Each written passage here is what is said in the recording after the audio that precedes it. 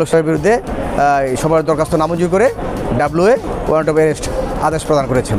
Warrant of arrest মানে গ্রেপ্তারি পরোয়ানার আদেশ প্রদান করেছেন বিজ্ঞ আদালত। সময়ের হঠাৎ মামুনুল হকের বিরুদ্ধে গ্রেপ্তারি পরোয়ানা, কিন্তু কেন? দর্শন মামলায় মামুনুল হকের বিরুদ্ধে গ্রেপ্তারি পরোয়ানা, এমন একটি নিউজ প্রকাশিত হয়েছে সময় নিউজ টিভিতে।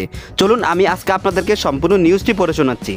নারায়ণগঞ্জের সোনারগাঁও থানার দায়ের করা দর্শন মামলায় হেফাজত ইসলামের বিলুপ্ত কমিটির যুগ্ম মহাসচিব ও বাংলাদেশ খেলাফত মজলিসের মহাসচিব মামুনুল হকের বিরুদ্ধে গ্রেপ্তারি পরোয়ানা জারি করেছেন আদালত।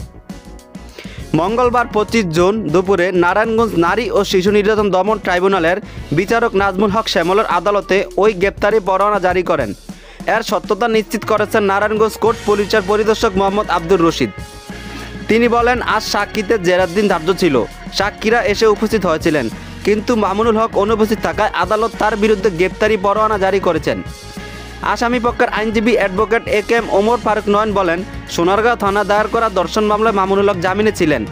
আজ তার বিরুদ্ধে সাক্ষীরা চতুর্থ দফায় জেরার দিন ধার্য ছিল, কিন্তু মামুনুল হক অসুস্থ, চিকিৎসক তাকে বিশ্রামে থাকার কথা বলেছেন, তাই আমরা আদালতে সময় চেয়ে আবেদন করেছিলাম। আদালত আমাদের সময় আবেদন নামঞ্জুর করে মামুনুল হকের বিরুদ্ধে গ্রেপ্তারি পরোয়ানা জারি করেছেন।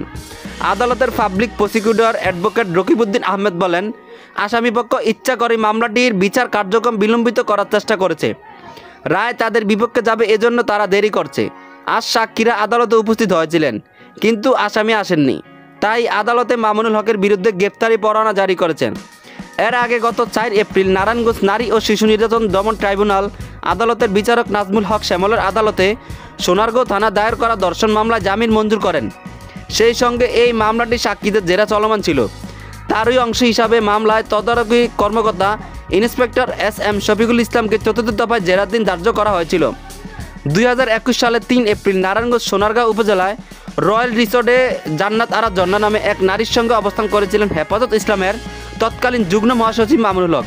ওই সময় স্থানীয় আওয়ামী লীগের নেতা কর্মীরা খবর পেয়ে এসে নারীর সঙ্গে তাকে ঘেরাও করে রাখেন। পরে স্থানীয় হেফাজতের নেতাকর্মীরা ও সমর্থকরা গিয়ে রিসোর্টে ব্যাপক ভাঙচুর ও ঢাকা চট্টগ্রাম মহাসড়কে তাণ্ডব চালিয়ে মামুনুল হককে ছিনিয়ে নিয়ে যায়। ঘটনার পর থেকেই মামুনুল হক মোহাম্মদপুর জামিয়া রাহমানিয়া আরাবিয়া মাদ্রাসা অবস্থান করেছিলেন। এ সময় থানা, পুলিশ, গোয়েন্দা পুলিশ ও আইনশৃঙ্খলা বাহিনীর বিভিন্ন সংস্থা মামুনুল হককে নজরদারিতে রাখে।